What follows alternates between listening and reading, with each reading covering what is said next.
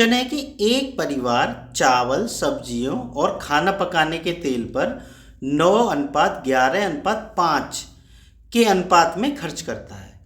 यदि इन वस्तुओं की कीमतों में क्रम से 10%, 20% और 30% की वृद्धि होती है, तो इन वस्तुओं पर होने वाले परिवार के कुल खर्च में कितनी वृद्धि होगी, ये हमें बताना है।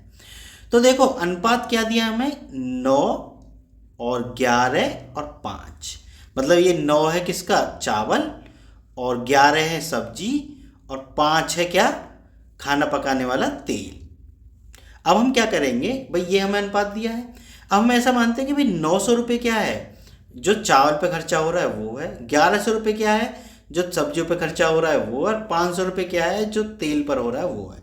ऐसा हम क्यों मान सकते हैं, क्योंकि देखो यहाँ रुपए का कहीं भी जिक्र नहीं है ना, किसी भी संख्या का।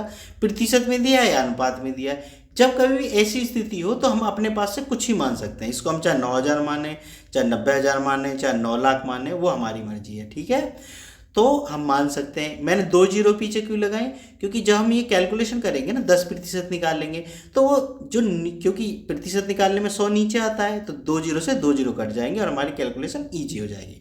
इस वजह से ही मैंने 900 और 1100 और ये 500 मान लिया, ठीक है। अब हम इसको आगे हल करते हैं। तो देखो चावल में कितने की वृद्धि हो रही है, 10% की, तो इस वृद्धि को ही निकाल लेते हैं केवल हम। तो वृद्धि निकाल ली हमने 10/100, 10% की वृद्धि है। नेक्स्ट क्या है, 20% की किसमें है, सब्जी में है, तो इसके 20% की निकाल ली बट्टे 100। ऐसे ही तेल जो है उसमें कितनी वृद्धि है, उसमें है 30% की, तो ये 30% निकाल लिया। अब ये निकाल लिया। अब हम क्या करेंगे, कैलकुलेशन कर लेते हैं। देखो 2 जीरो से 2 जीरो कट गई, 2 जीरो से 2 जीरो कट गई, 2 जीरो से 2 जीरो कट गई, इसी वजह से मैंने माने थे, ठीक है।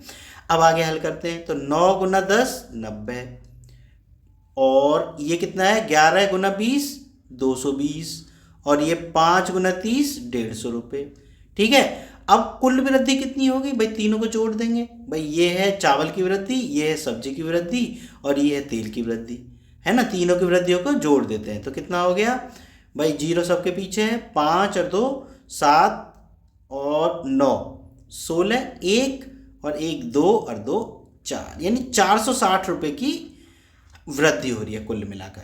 और किस पे हो रही है भाई, कुल जो खर्चा था वो कितना था भाई, 900 माना था हमने, 1100 माना था और 500 माना था। इनको भी जोड़ देते हैं। तो 900, 1100 और 500, यही खर्चा माना था ना तीनों पे, तो इनको जोड़ देते हैं। 0 0 9 और 1 10 और 5 15, 1 और 1 2, यानी 2500 रुपये पहले खर्चा था, और उसमें वृद्धि कितनी की हो रही है, 460 रुपये की। तो कितने प्रतिशत वृद्धि हो रही है, कैसे निकालते हैं कि भाई जितनी वृद्धि हो रही है वो तो यहाँ ऊपर, नीचे क्या आएगा, जो जिस पे वृद्धि हो रही है, मतलब कुल खर्चे पे, है ना।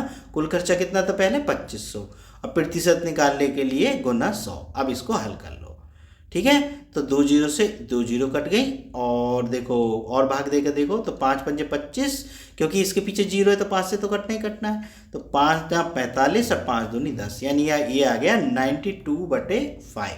अब ऐसा करते हैं, हम 92 में 5 का भाग देते हैं। तो 5 एकम 5, कितना बचा, 4 बचा, 42 हो गया, 5 अट्ठे 40। अब कितना बचा, 2 बचा। अब 2 के पीछे क्या, दशमलव लगा के जीरो बढ़ा लिया हमने, 20 हो गया, 5 और 20, तो ये आ गया 18.4%, ठीक है। अगर ऐसे भाग करने में दिक्कत हो रही हो तो हम ऐसे भाग कर सकते हैं, 92, जैसे पसंद हो तुमको, है ना। ऐसे कर सको तो ऐसे ज़्यादा ठीक है, क्योंकि एक स्टेप हमें लिखना नहीं पड़ेगा। तो 18.4 कहीं है ऑप्शन में, ये रहा हमारा ऑप्शन सी, ठीक है बच्चों। अगर वीडियो पसंद आई हो तो चैनल को सब्सक्राइब कर लेना। मिलते हैं फिर नेक्स्ट वीडियो में।